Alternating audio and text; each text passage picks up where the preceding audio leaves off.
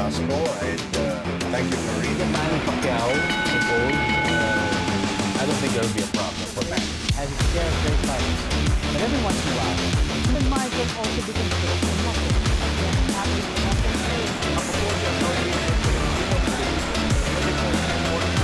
Only here, para sa bayan.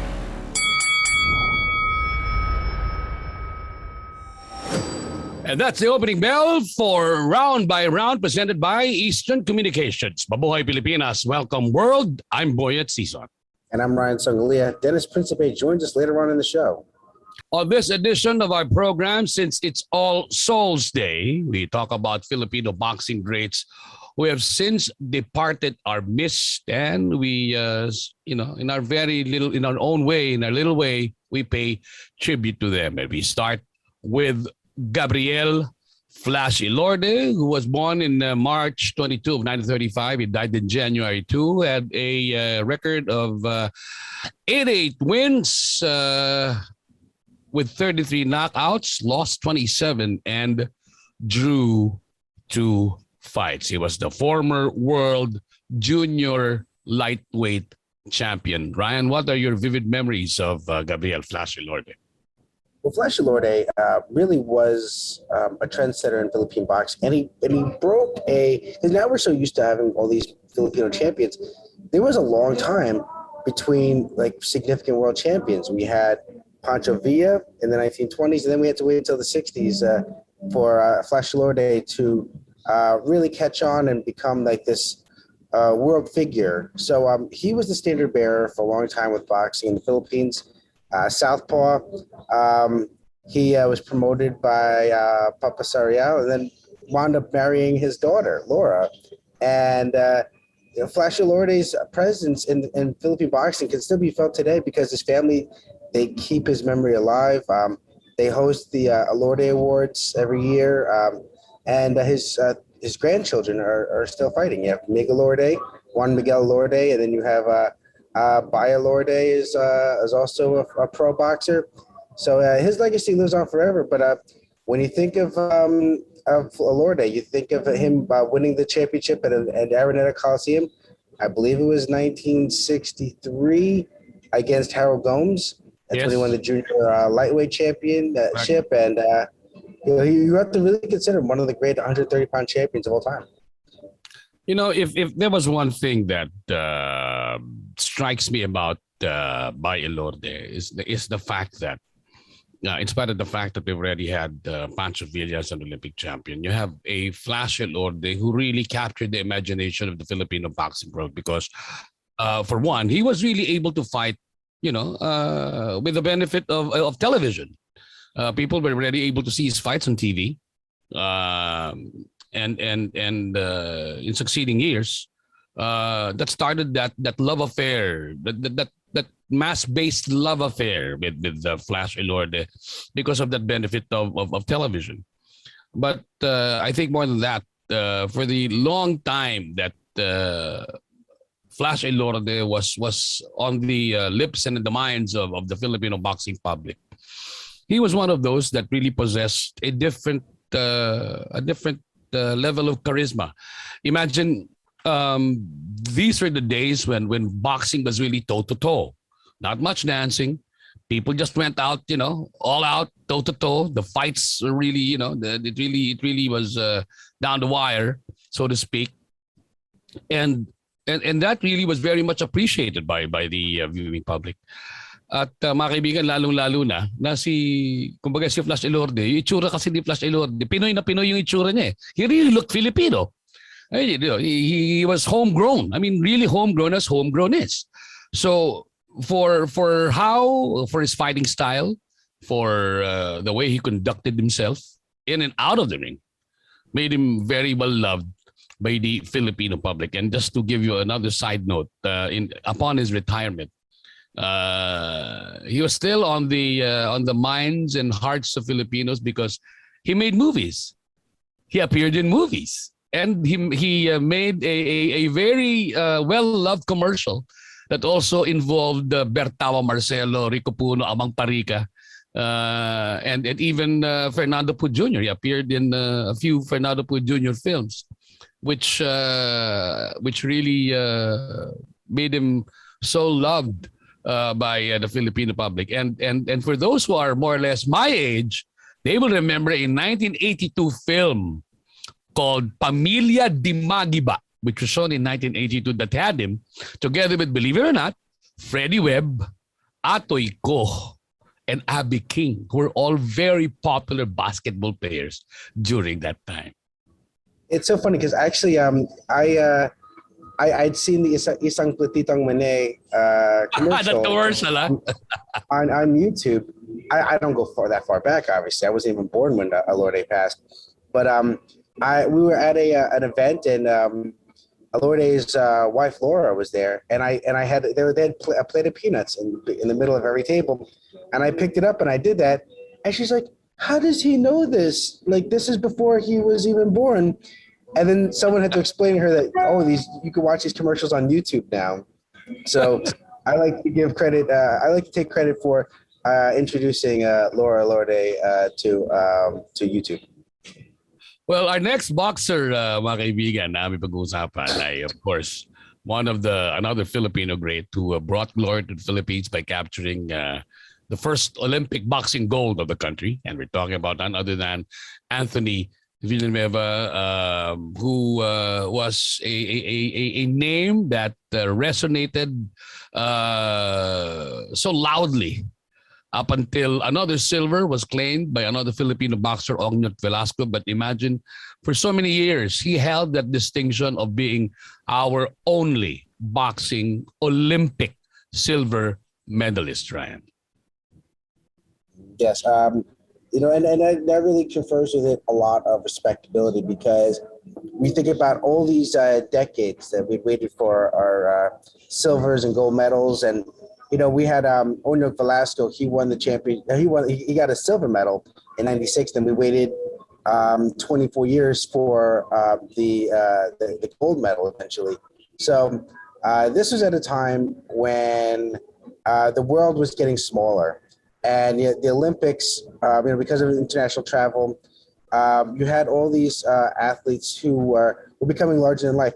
So for Villanueva, that was very important.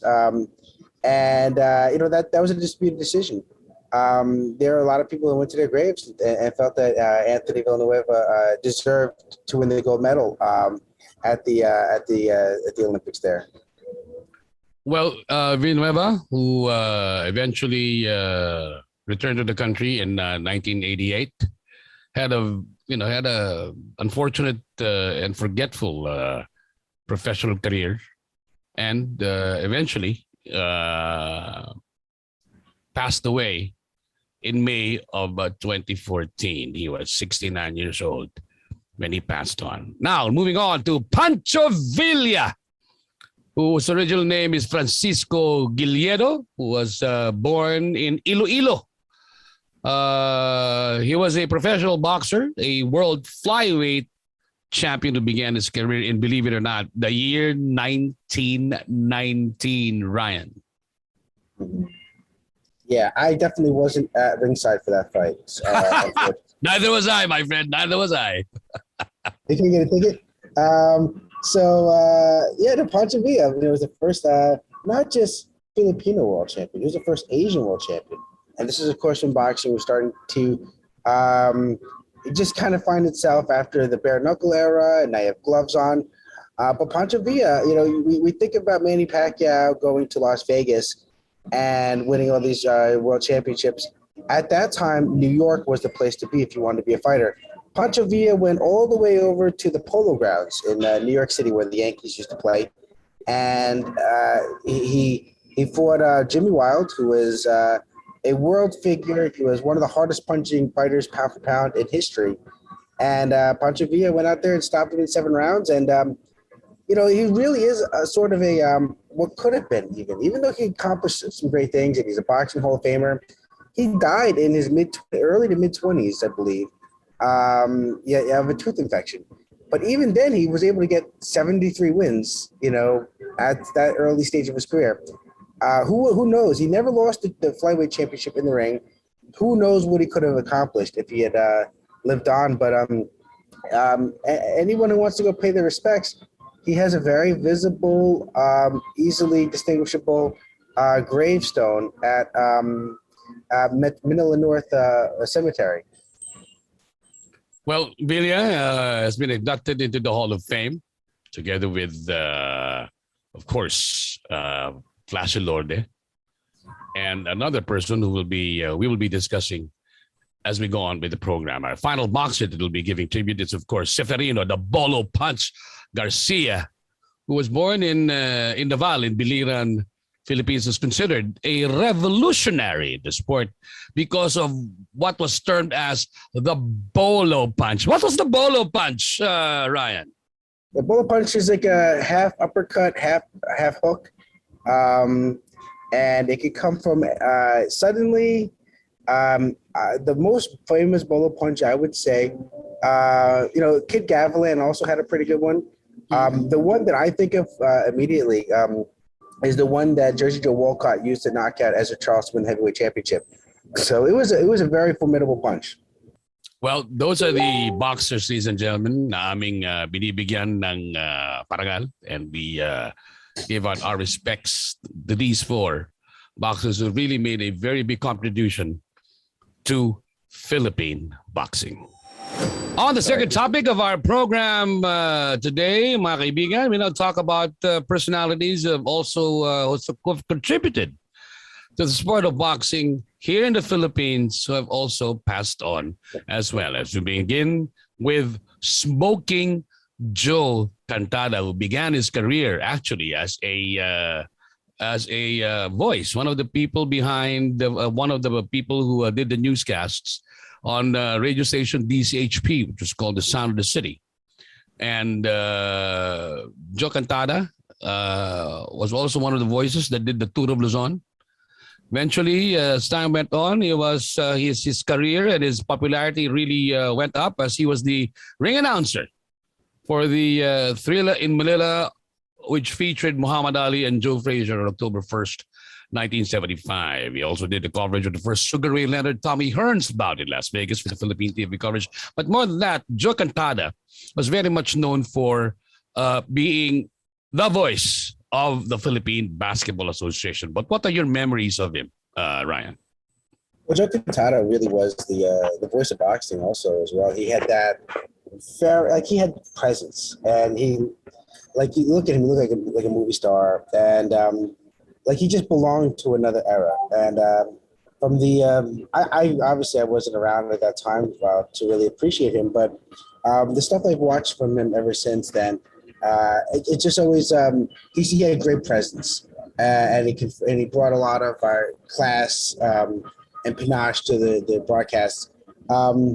I enjoy looking back and watching the roundtables that he would have with other luminaries of that era to talk about boxing, and it just makes me wish that we still had something like that. Because usually things move forward. It's hard to move forward from Joe Cantada. Well, another person that is on our minds and in our hearts, even if he's passed on, is HERMIE Rivera, who's actually not only a boxing manager, but started out as a broadcaster. Worked in many media outfits, and for a while also did the play-by-play for boxing bouts. But HERMIE Rivera in later years was known more as being the manager of Filipino world champion Luisito Espinosa. What are your memories of him, Ryan? Oh, now HERMIE, I have a lot of memories with. He was a very good friend of mine. I really always enjoyed spending time with him, talking boxing. Such a funny guy. That's the thing that people don't may not know about him. Such a absurd humor, always quick with a joke, and even on Facebook, he would go to my Facebook page and talk with my brother. I always enjoyed him. We spent a lot of time together at ringside fights. I remember one incident. He was trying to troll me. It was Brian Valoria against I forget who he was. He fought. It was a fight in Manila though, and he kept saying, "Oh, I'm going to go over to Brian's corner and tell him what to do." And I'm like, "No, don't. It's cool. It's cool. I think they got it here. No, let me go." And he could tell I'm becoming uncomfortable. but that's the kind of guy he was. He was just a funny person, and I miss Hermie. Yeah. Another person who, of course, is very popular with the sports fans in the Philippines for many decades, simply because he's been in the sports scene for many years. And we're talking about not other than Ronnie Nathanielsz, who actually started out as a newsman. He was a newsman, and eventually metamorphosized into somebody who loved sports, started calling sports. But did you know that Ronnie actually trained under former Ceylon flyweight champion Henry Young, who thought that Ronnie and his brother-in-law had the potentials to be Olympic boxers? Did you know that, Ryan? I didn't know that, but I knew that he had boxed because Ronnie would never not tell you that. So, Ronnie's another guy I have a lot of great memories with. He was funny because, when I first came to the Philippines, I'm from New Jersey, and, a part of that culture is casual profanity. And so Ronnie talked like me. So that's why I got along with him immediately. And Ronnie just made me feel very welcome when I first came to the Philippines. And we want to talk about gentlemen. Like, he was someone who had a certain class. Like, he would invite you out to dinner, right? So he would invite me out to dinner when I first came there. And I would try to, be like deferential and want to pay because I'm like, oh, the great Ronnie Nathanielsz is, taking me out to dinner. And I would insist. And then at one point he stood up like he was going to fight me if I didn't let him pay. So I'm like, you know what? I heard about his boxing. I don't want to find out how true it is today. So, I love Ronnie. I miss him. Fun guy, and just tough. Like, everyone knew he was sick at the end, but he never showed it. He always showed up to work. He always showed up. And even towards the end, I was down in General Santos City. He was, it was well known he was sick. But he was still going to the gym to record his segments with Pacquiao, and there's never going to be another Ronnie.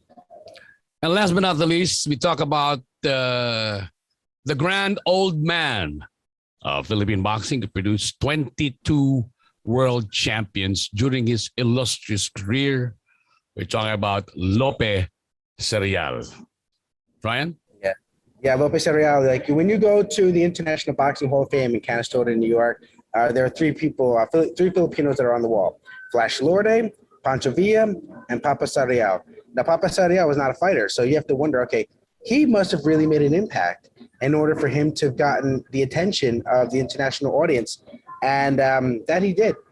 So he during the golden age of boxing, he in the Philippines, he was the person putting it all together. Of course, he promoted Flash ELORDE, which was ushered in a great era of Philippine boxing. It's almost sort of like how Freddie Roach rode that wave to become a boxing Hall of Famer ahead of Manny Pacquiao. Sometimes you get swept up in greatness and everyone just comes along with you. And that's a small tribute, ladies and gentlemen, to the many people, the many names, the many gentlemen who have really made a difference in Philippine boxing. And now for the next segment of today's program, and I turn it over to our colleague, Dennis Principe. Thank you very much, gentlemen. And alam nyo, based on pinag-uusapan po natin dito sa ating program and yung mga other developments sa larangan po ng boxing here and around the globe, talaga naman po ang ganda ng takbo ng mga events, lalo po sa ating mga Filipino boxers. One thing lang na medyo nakakapanghinayang na nabalitaan po natin recently lang, actually from October 26 hanggang November 3, natapos po yung World Boxing Championship. Ito po yung sa mga amateurs, ito po yung mga national team members na sa kasamang palad ay hindi po natin sinalihan ng Team Philippines.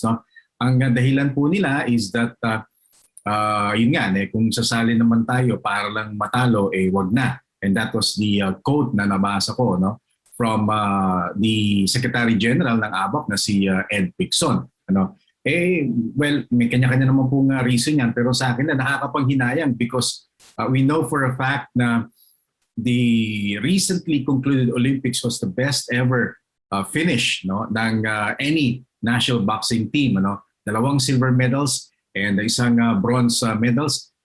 Understandable pa no, kung hindi po makasali sina Yumir Marshall, sina Nesty Petesio, Carlo Paala. But kung natatandaan po ninyo, no, months before the Olympics, no, meron po tayong pinadala sa Thailand. Kasama si Nesty, kasama si Carlo, and about 10 more siguro, no, na mga boxers, ano, na 6 po ron, kasama si Carlo, no, ay kalalakihan. Ano? So yung 5 ron, I think, kahit pa paano naman, kung hindi man ready physically, but I'm sure meron yung mga 2, 3, no, na pwedeng ilaban sa World Championship. Ano? Sina James Palicte for one, Ian Clark Bautista, no, talaga namang veterano, no, at si Jojin Ladon, no, pwede rin na ilaban diyan sa World Boxing Championship. Pero sayang, no, yung momentum because ngayon naman alam po ninyo yung mga boxing fans ang talagang before itong Olympics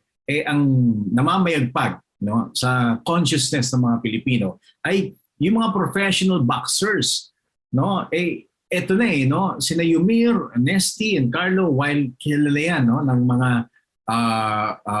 rabid boxing fans, hindi household name until dumating yung Olympics. Now, again, kung wala man silang activity for the rest of the year, fine. Understandable. Kasi nga, marami silang mga commitments. Ano? Pero sayang, no? Yung mga katulad na, for one, si Ian Clark Bautista, no? I think, kung nabigyan lang yan ng pagkakataon na mag-qualify, baka nag-qualify rin yan, no? Sa Olympics, no? Sayang, this would have been his opportunity to prove, no, na talagang world-class din siya, no? Pero yun nga, hindi po siya, wala nga pong pinadala yung ABAP. Ano? And talking about the association in general, national team boxing po natin, yung momentum sayang. Ang ganda na ng momentum ng Olympics, maganda sana na madugtungan natin via this World Boxing Championship na ginanap nga po sa Belgrade. Although yung kababaihan meron po December, ang balita ko natin baka dyan magpadala. Sayang naman yung sa kalalakihan, no? Na while ganon, sinasabi, kung matatalo tayo, huwag na. Diba? Hindi rin naman dahil maganda yun. Sa basketball, ganon ho tayo. Nag-qualify ho tayo sa World. Alam po natin na matatalo naman tayo, pero sige, laban pa rin. Ano? Sana maging ganon yung attitude po natin. And again, yung momentum, huwag natin sayangin. Ano? And yung effort. No? At yung ginagastos natin, dahil yung ginastos po natin dyan sa Philippine Sports Commission, 2-3 million down the drain. No? Well, hindi man down the drain, but yun nga, meron po tayong naging Olympic medals. But yun nga, sayang yung mga iba, no, na nagpunta ron, nagsakripisyo, nauwi lang sa wala. And apparently for the rest of the year, wala na pong activity for them. No? So yun lang po, nagtatanong lang naman tayo at nagbibigay rin naman ng ating pong konting payo base po sa kaalaman po natin sa boxing. And muli, ako po si Dennis Prinspe para po sa Round by Round. Back to you, gentlemen. Thank you, Dennis. And now let's go to our Fearless Fighter, brought to you by Eastern Communications. And Mr. Sogalia has chosen the victor of the DeMarcus Corley versus Lenwood Dozier fight, which happened just last October 29 at the Entertainment Sports Arena in Washington. Over to you, Mr. Sogalia. Yeah, no, the reason I picked it is because Chop Chop Corley is one of those ageless fighters, it seems, because first off, like, you know, he always keeps a great shape. He's 47 years old. He returned to the ring after more than 2 years out of the ring. He defeated Lenwood Dozier. Corley was a world champion at 140 pounds, and he started his boxing career in the mid-90s. And so you have to really look at it and realize that this is someone who's been doing this forever, and he still finds something to bring him to the ring. I give him a lot of credit for that. And, you know, and he's someone who will take any kind of fight on short notice. He just likes to be in the ring. I actually, believe it or not, I had a hand in helping him get one fight because there was a promoter in New Jersey. They needed a fight to make the minimum rounds. I sent an email out, hey, who wants to fight? Marcus Corley answered it.